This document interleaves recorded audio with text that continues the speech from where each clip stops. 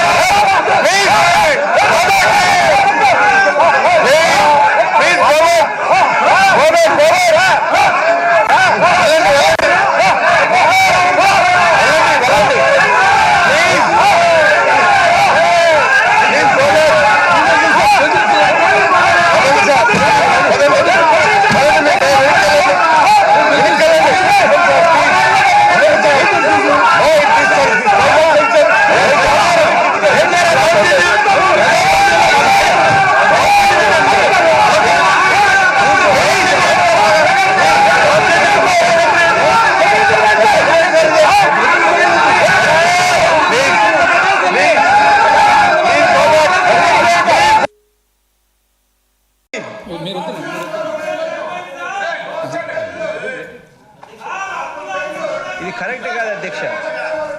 Budget ప్రవేశపెడతా ఉన్నప్పుడు రాష్ట్ర వ్యాప్తంగా ప్రజలంతా కూడా చూస్తూ ఉన్నారు.